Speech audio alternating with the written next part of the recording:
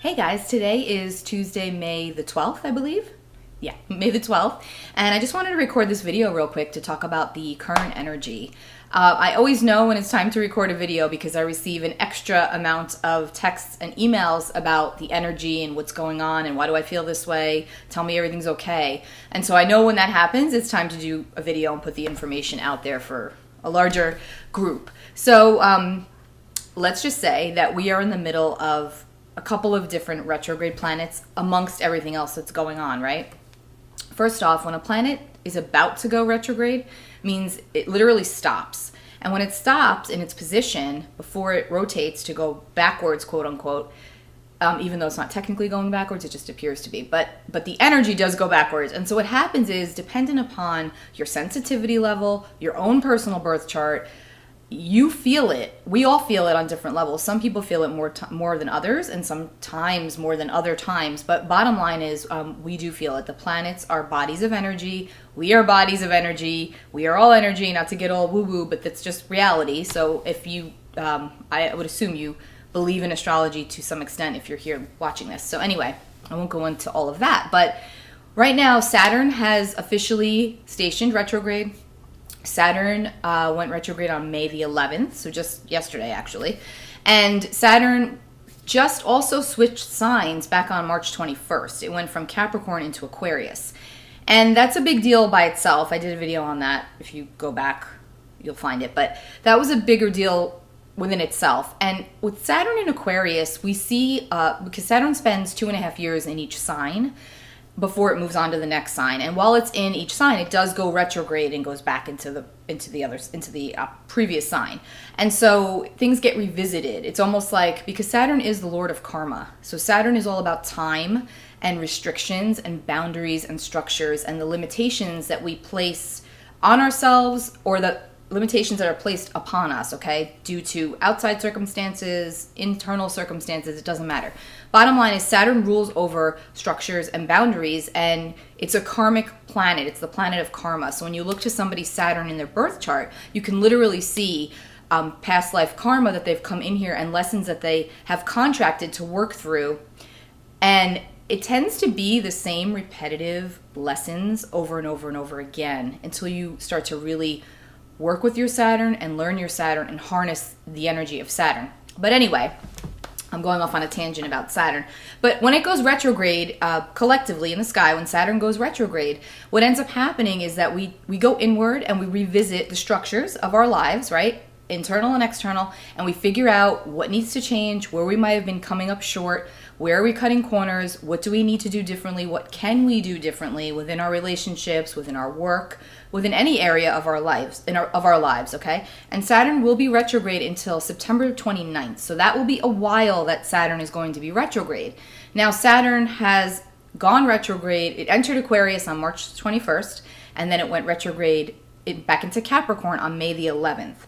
And it will stay in Capricorn until September 29th when it goes back into Aquarius. And so what happens with all of that is that, I mean, we can even see it already. I just saw today that Twitter, apparently now there's something about working from home permanently. So these are the things you see when a planet like Saturn goes into a different sign for that next 2.5 year cycle. The areas that sign rules over are going to be under the spotlight, and that is where we're going to see the most change on the outward level, okay? Now on the internal level, that's going to look different for everybody. So you would really have to kind of know or look to your Saturn in your chart, but also just pay attention to what you're feeling and what area of your life or areas need a facelift or need to be revisited or need to be restructured. And you have to really be honest with yourself, because Saturn asks us to do the hard work.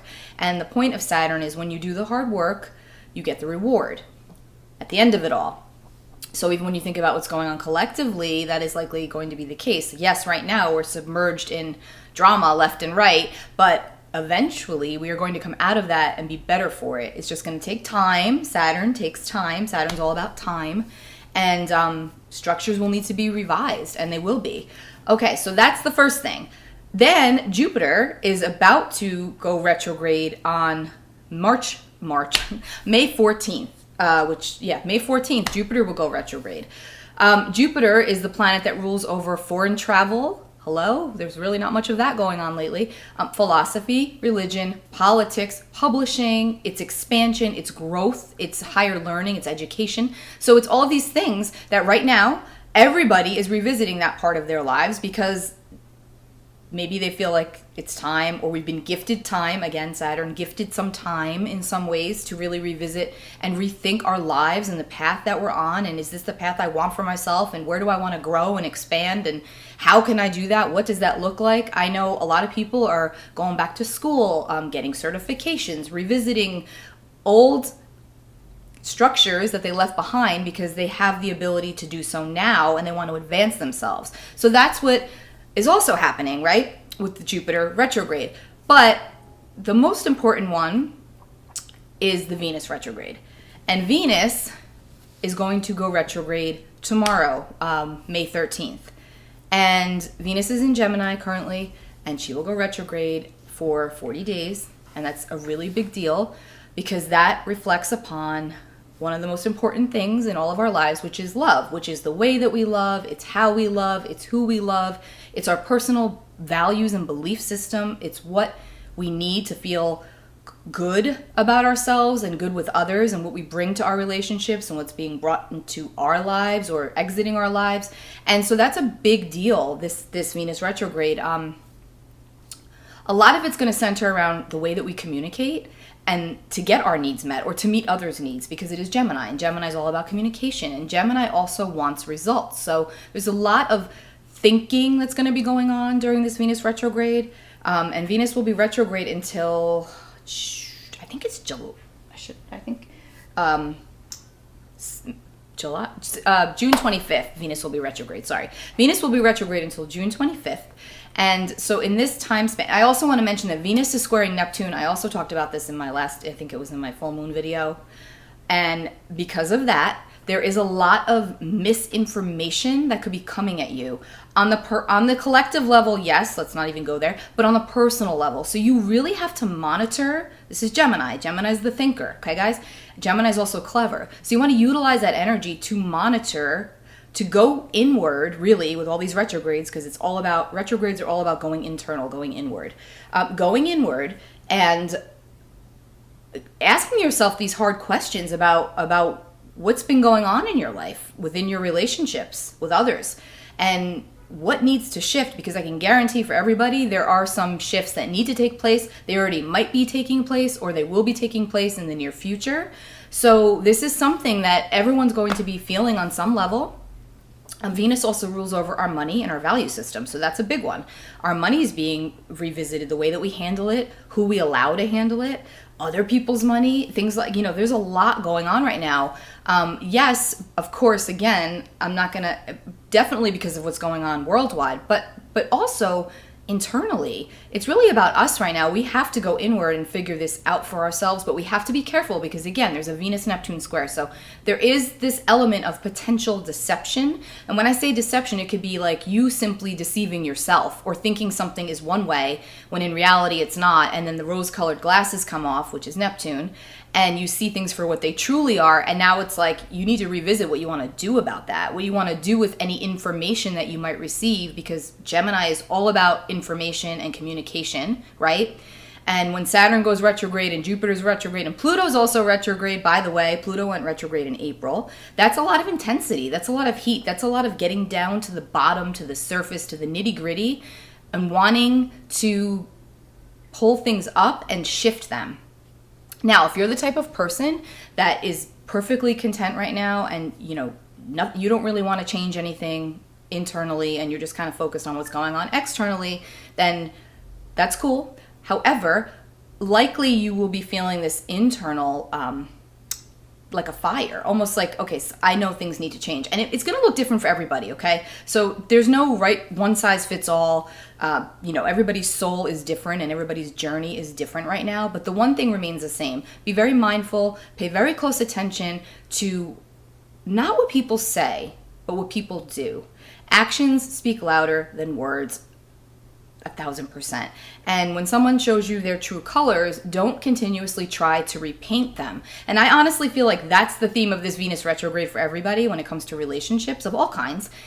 when somebody shows you their true colors, do not try and repaint them. Trust your intuition, that's Neptune. Don't allow yourself to be deceived, and don't deceive yourself, that's also Neptune. So there's really this element of using the Gemini energy, because it's good to have, it's great that it's Gemini and not Pisces, let's just say, because if it was Pisces is like, woo, everything's, in the psychic realm, and it's just what you sense, and it's not really based off of reality. But with Gemini, it's like, it's facts. But Gemini is also very intuitively brilliant. So it's facts, and you can get to the bottom of things if you're willing to do so. But you have to get real and be honest with yourself about what in your life, within your structures, needs to change, or what you feel needs to change, or what do you want to do for yourself to move yourself forward. Because time, that's Saturn retrograde, will gift us this ability to be able to do that on a deeper level. Another thing I wanted to mention, again, energy shift. Back on May the 5th, the nodes shifted. Now, the North Node and the South Node are very karmic points of fate and destiny. They're the nodes of the moon, and they actually are always moving backwards. So they don't go retrograde. They're always retrograde. So in other words, and they go 18 months in each sign. We just came out of the Cancer and Capricorn. Now, when you think about what's been going on the last 18 months collectively, right? The North Node was in Cancer, and the South Node was in the opposite sign of Capricorn. And Cancer is the mother of the zodiac, the maternal of the zodiac, the ultimate maternal. And then Capricorn is the ultimate paternal, the father of the zodiac, okay? Those two signs. And so the past 18 months have really been primarily focused on our foundations, internal and external, our home and our work. Fourth house is Cancer, that's the home life. 10th house is Capricorn, that's the public life, that's your career. So your reputation. So again, those were the areas that were really like the primary focus. And then the nodes just shifted on May 5th into Gemini, the North Node in Gemini, more Gemini energy, and then the South Node in Sagittarius. And so with that comes like this collective shift of lightening up. And it feels good because Capricorn energy is fantastic, but with all the Capricorn planets and all the Capricorn energy we've been having, and the South Node being connected to the past, it's really a nice release to finally go into Sagittarius South Node, which is a more lighthearted sign. And so again, the theming of the next 18 months, a huge theme of the next 18 months is going to be on information, education, travel, and communication. Because Gemini, which is the North Node, which is where we're going, right? That is all about short trips. That's about communication. That's about our siblings. It's the people that we deal with on a day-to-day basis. And it's kind of interesting to me that right now a lot of people are still really dealing with the same people on a daily basis because that's all they can deal with. So there's like a more of a like a community, because Gemini's community being built, okay?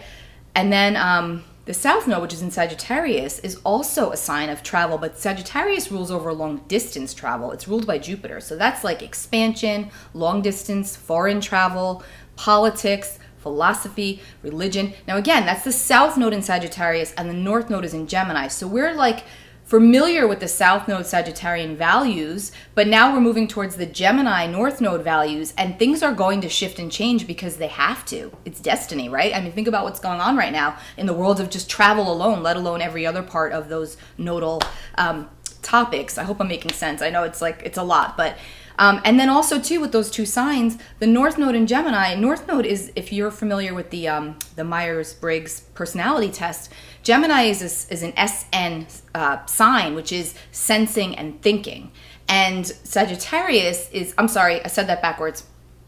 Gemini is an NN, which is intuition and thinking. Sagittarius is an SN, which is sensing and thinking. I believe that's what it is. I think I wrote it down.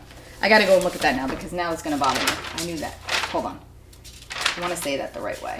It was really, yeah. Gemini is SN, sensing, thinking, and Sagittarius is NT, intuitive thinking. Sorry, I always get confused with the Myers-Briggs. I can never remember those.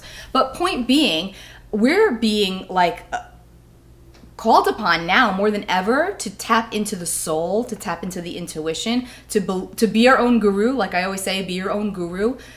Get the facts, okay? Get the facts. Hear people out, but pay attention to what you're being shown. And that goes for everything, okay? Personal, professional, worldwide. Pay attention to what you're being shown, not what you're hearing. Not what you're hearing. You have to feel it. You have to. Actions speak louder than words, right? So just again, guys, there's a lot going on right now. Go easy on yourself. Like I always say, get outside, nature, ground yourself, drink your water, take your vitamins, do what you can do to focus on the internal to keep you level. Because in these times right now, you're going to be hearing a lot of things outside. You don't have to listen to me either. What do I know? I'm just telling you what I feel. And I'm just telling you, because I study astrology, and I'm constantly fascinated by the way that the planets are aligned and how things are shaping up. It's just fascinating to me. So I like to share that with you in hopes of helping you to understand something on a deeper level, that there are certain things in our lives that are just truly beyond our control. And what we can control is this inside, okay? And with Venus retrograde, more than ever, you're going to be really going inward into that heart center pretty much all of May and all of June, and trying to figure it out and getting it right. And loving yourself is of utmost importance, right? And you'll figure it out, right? So take really good care of yourselves, guys. I hope that this has helped you. Like I said, there's a lot going on, in the cosmos, which is why we feel so much going on internally. I know right now for a lot of people that I've been working with, I'm hearing about a lot of dizziness and ringing in the ears and heart palpitations. That's all happening as our energy levels are changing and our vibrations are rising, and we're doing more inner work, whether we're consciously aware that we're doing that or not. We are, for the most part. So be kind to yourselves. Your body's realigning to the new energy. Okay, before I go off on a total woo-woo tangent, I'm going to stop. Take really good care of yourselves, guys. You know where to find me. My links are below, lisasalvatore.com, and I'll talk to you all real soon. Bye.